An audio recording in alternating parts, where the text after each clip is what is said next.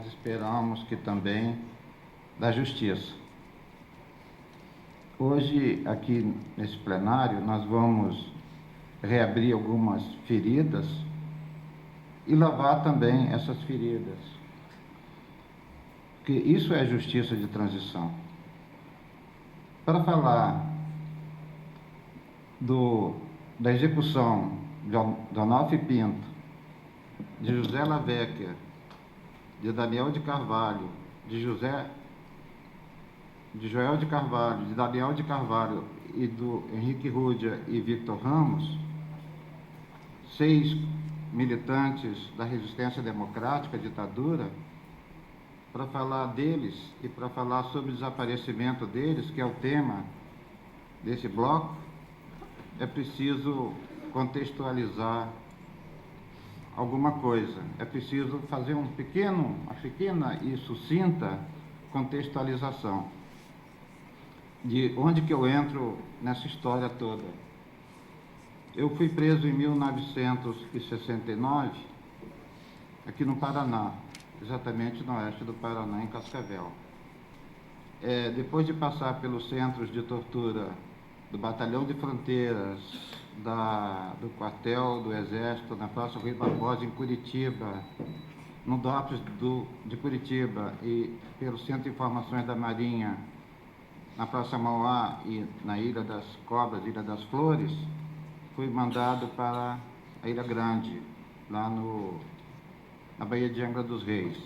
De lá eu fui tirado da prisão por um comando revolucionário, companheiros meus, que me tiraram juntamente com 69 outros companheiros, e nós fomos trocados pelo embaixador da Suíça no Brasil, e eu fui enviado para o Chile. No Chile fiquei 1 ano e voltei para cumprir tarefa da minha organização, a Guarda Popular Revolucionária, uma das muitas organizações da resistência democrática, aqui na fronteira entre Brasil e Argentina. Durante essa minha permanência aqui na região, eu fui fazer um contato em Buenos Aires, e aí nesse contato em Buenos Aires, caminhando pelas ruas da cidade, eu fui abordado por uma pessoa que me convidou para entrar num esquema de retorno ao Brasil. Essa pessoa era Alberi Vieira dos Santos. Ele estava acompanhado naquela ocasião pelo ex-sargento e companheiro nosso também da Vanguarda Popular Revolucionária, Onofre Pinto. Naquela ocasião em que ele me convidou, era para unir o meu trabalho, né, de preparação de retorno com o que eles vinham fazendo e retornar ao Brasil pela fronteira seca de Santo Antônio do Sudoeste. Isso foi em 1974, no mês de janeiro, após o golpe no Chile, quando o presidente Salvador Allende e o governo da Unidade Popular foi derrubado pelo golpe militar. E em Buenos Aires estavam os exilados políticos do Brasil, uma boa parte. Naquela ocasião, me revelou o Alberi Vieira dos Santos que o retorno ao Brasil se daria pela fronteira seca, que estava, além dele, do Onofre Pinto, estaria também outros companheiros, ele citou alguns nomes, inclusive de José Lavecchia, inclusive de Daniel de Carvalho e Joel de Carvalho. Naquele momento, nós já havíamos decidido dentro da organização, e a grande parte das organizações de resistência já haviam sido desmobilizadas devido ao momento que o país vivia, após uma eleição nacional que a população votou de forma majoritária nas capitais e muitas cidades do país na oposição à ditadura, e devido também à derrota nossa política e militar, nós decidimos desmobilizar as organizações, e eu também já estava, naquela altura do campeonato, decidido a a permanecer clandestino e não podia voltar para o Chile, não tinha documento, essas coisas, e ficar aí esperando alguma coisa acontecer no nosso país. Não voltei, não entrei nesse esquema e saí do local e retornei à fronteira, e onde já estava minha mulher e uma filha, e fui viver por lá, e ali fiquei 8 anos. Em 1979, quando nós voltamos com a anistia, começamos a ver quem voltou, quem não voltou, quem ficou no exterior, quem morreu, quem desapareceu. E entre os desaparecidos estava exatamente esse grupo. Eu identifiquei esse grupo de Onofre Pinto, Daniel, Joel de Carvalho e José Lavec. Os outros dois, Henrique Rúdia e Victor Ramos, naquele momento eu não tinha conhecimento que eles estariam envolvidos nesse grupo. Começamos a busca e essas coisas, durante muitos anos de busca, até que recebemos uma informação de que esses corpos e os desaparecidos políticos estariam na cidade de Nova Aurora. Fizemos escavações de Nova Aurora, mas foi uma pista falsa dada por um agente da repressão em 2003. Essa pista falsa nos conduziu a essas escavações de Nova Aurora.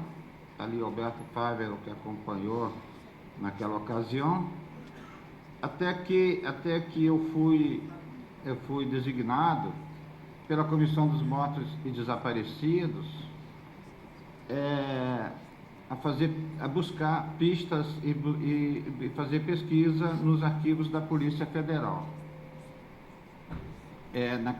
Houve um acordo entre a Comissão dos Mortos Desaparecidos, Secretaria Nacional de Direitos Humanos, com a Polícia Federal, com o Departamento de Polícia Federal, e os arquivos foram abertos para os familiares.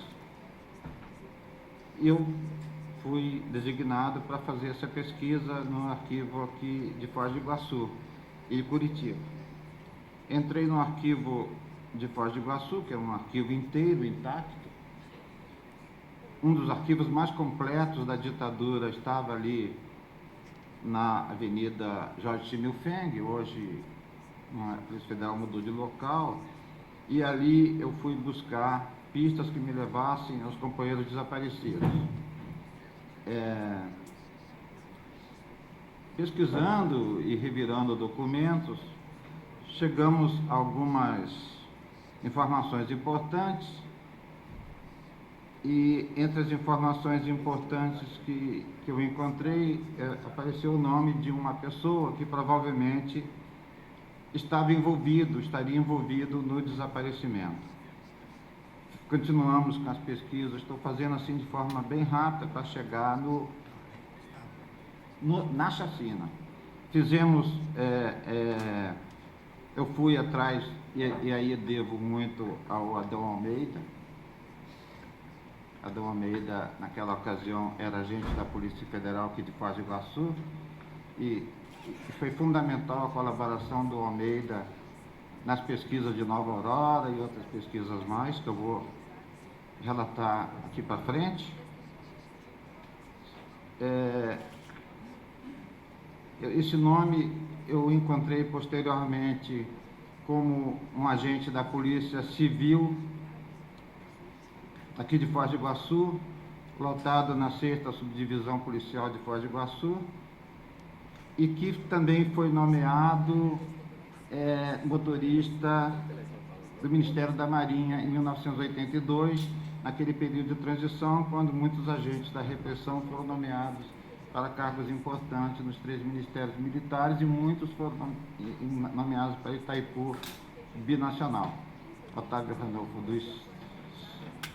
Ranulfo da Silva foi nomeado para a Marinha e continua agente da Polícia Civil de Foz do Iguaçu. Chegamos ao nome dele, e depois, mais posteriormente, uma multa de trânsito identificando Otávio Ranulfo da Silva como morador de Foz do Iguaçu. Graças ao Adão Almeida, foi possível fazer uma abordagem a esse cidadão que não falou comigo, não quis ficar comigo frente a frente, não sei. Eu também não faço muita questão de ficar frente a frente a um torturador, mas com o tempo, com a aproximação, ele foi entendendo que era preciso colaborar. E graças aos companheiros que fizeram a abordagem, ele colaborou. O Otávio Rainolfo da Silva, acredito que foi bem intencionado, e contou para o Adão Almeida como ocorreu a chacina do Parque Nacional, que equivocadamente é chamada de chacina de Medianeira. Hoje já falei com o pessoal, não existe chacina em Medianeira. A execução dos companheiros Onofre Pinto, Daniel de Carvalho, José de Carvalho, José Lavecchia, Victor Ramos, Henrique Rúdia, segundo uma testemunha que participou da execução, foi no quilômetro 6 do Parque Nacional do Iguaçu.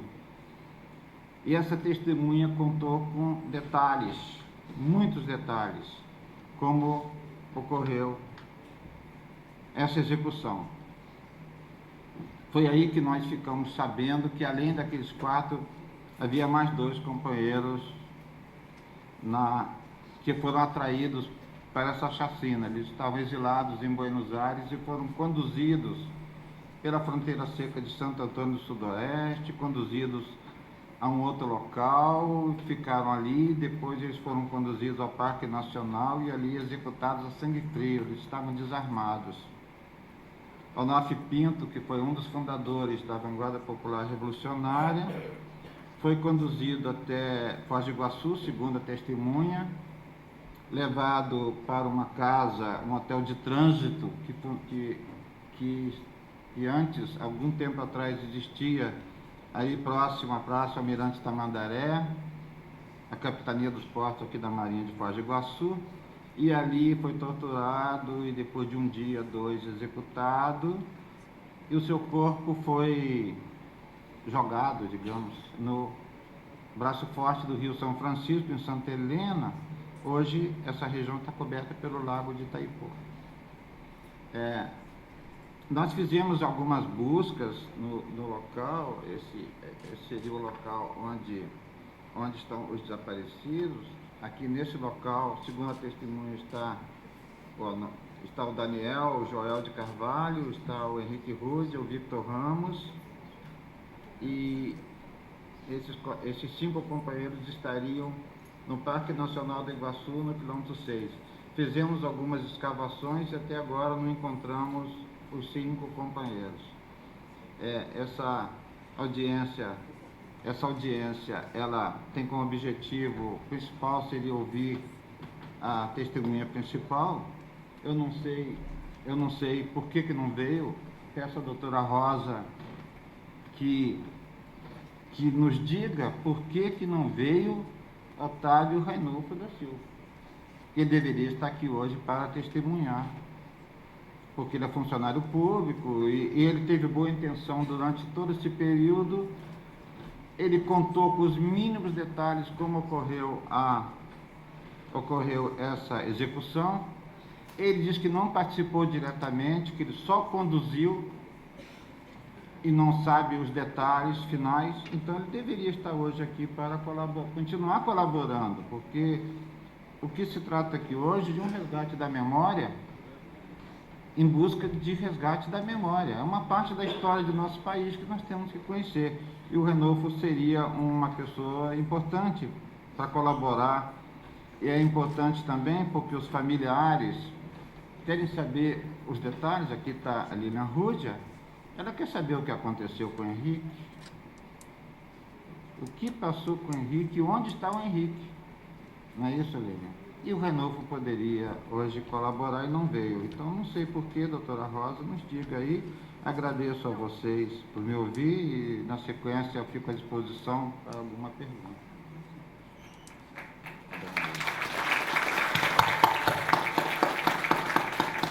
Para fim de esclarecimentos da assistência, a convocação dos autores é feita pela Comissão Nacional via Polícia Federal. Então, é essa a questão. No caso do senhor Ranulfo, além da convocação feita pela Polícia Federal, foi feito um contato direto com a Secretaria, a Comissão do Paraná fez um contato direto com a Secretaria de Segurança. Neste momento, o membro da comissão, o Dr. Olímpio, está tentando entender o que aconteceu, porque até agora estava certo que esse senhor viria. Então, esperamos que até o final dessa sessão nós temos uma resposta por conta dos contatos que o Dr. Olímpio vem fazendo. Eu gostaria também de dar uma explicação adicional, né? Na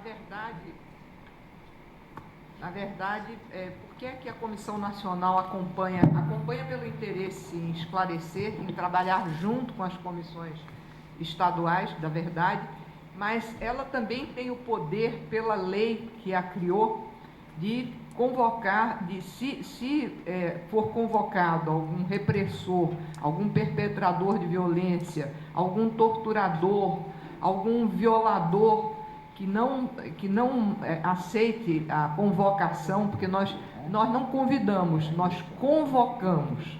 Nós temos por lei o poder de convocar. Então, nós podemos recorrer a 2 expedientes, a 2 mecanismos. Há uma condução coercitiva, como pode o Ministério Público fazer a testemunha não vindo depor, ou o réu não se apresentando, a uma condução coercitiva, ou então até impedir, informar o fato ao Ministério Público, pedindo que a pessoa seja incursa num crime de desobediência, né? Porque está deixando de cumprir uma ordem, uma determinação legal. Nesse caso de hoje, estão sendo tomadas providências para entender. Esse senhor afirmou que estava num plantão, estava trabalhando em plantão ontem, no dia 26, aqui está, que o plantão dele seria nos dias 22, 26 e 30, deixando a entender, não é, que ficou nesse plantão até mais tarde, que não teria condições de estar hoje aqui trabalhando. Mas ele já estava informado previamente, de modo que está sendo feita uma articulação para que ele compareça, não sei se hoje ainda ou amanhã, e não havendo isso, nós estaremos tomando medidas no sentido da condução coercitiva.